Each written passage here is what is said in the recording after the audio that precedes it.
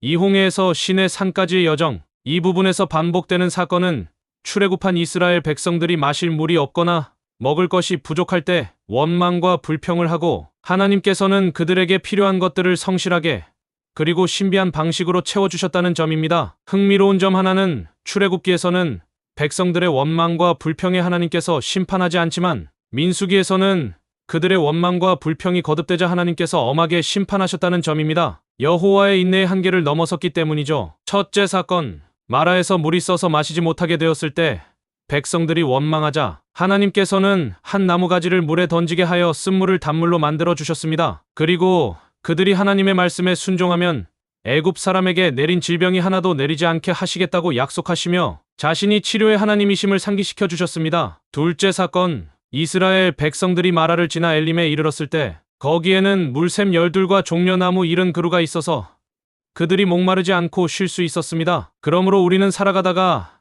마라와 같은 고통스러운 상황을 만나게 될 때 원망하거나 불평하지 말고 엘림을 준비하신 하나님을 기억하며 좀 더 인내할 수 있어야 할 것입니다. 셋째 사건, 하나님께서는 광야에서 먹을 것이 없다고 원망하는 이스라엘 백성들에게 만나와 메추라기를 주심으로써 일용할 양식을 성실하게 제공해 주셨습니다. 지금도 하나님께서는 우리를 위해서도 일용할 양식을 채워주고 계십니다. 넷째 사건, 이스라엘 백성들이 아말렉과 싸우게 되었을 때 모세가 산 꼭대기에서 손을 들어 기도하였는데 그가 손을 들면 이스라엘이 이기고 손을 내리면 아말렉이 이겼습니다. 그래서 모세의 손이 피곤할 때 곁에서 아론과 훌이 양쪽 손을 잡아주었습니다. 이 사건은 오늘날 교회를 통해 하나님의 나라를 확장하고 잃어버린 영혼들을 구원하는 영적인 싸움에서 기도의 중요성을 강조합니다. 아울러 서로 도와주며 동역하는 것이 얼마나 중요한지를 일깨워줍니다. 교회 안에는 모세와 같은 지도자가 필요하지만 그를 돕는 아론과 훌과 같은 조력자들도 필요하고 중요합니다. 다섯째 사건,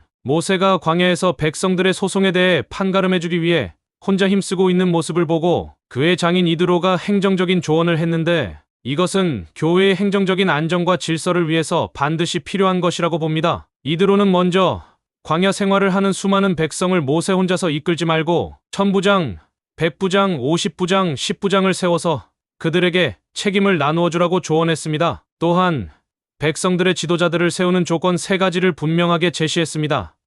너는 온 백성 가운데서 능력 있는 사람들, 곧 하나님을 두려워하며 진실하며 불의한 이익을 미워하는 자를 살펴서 교회에도 주님을 경외하는 사람, 진실한 사람, 교회 헌금을 사적으로 빼돌리지 않는 사람이 지도자가 되어야 합니다. 여섯째 사건, 출애굽한 이스라엘 백성들이 시내산에 도착했을 때 하나님께서는 모세를 통하여 그들의 민족적인 정체성과 사명을 일깨워주는 말씀을 전하십니다. 세계가 다 내게 속하였나니 너희가 내 말을 잘 듣고 내 언약을 지키면 너희는 모든 민족 중에서 내 소유가 되겠고 너희가 내게 대하여 제사장 나라가 되며 거룩한 백성이 되리라. 이스라엘의 역사를 되돌아보면 안타깝게도 이스라엘 백성들은 하나님께서 주신 이 귀한 사명을 이루는 일에 무관심하거나 거역했습니다. 그래서 하나님께서는 자신의 섭리에 따라 예수님을 구세주와 주님으로 믿는 이들을 통해 교회를 세우시고 동일한 정체성과 소명감을 일깨워 주셨습니다. 그러나 너희는 택하신 족속이요 왕 같은 제사장들이요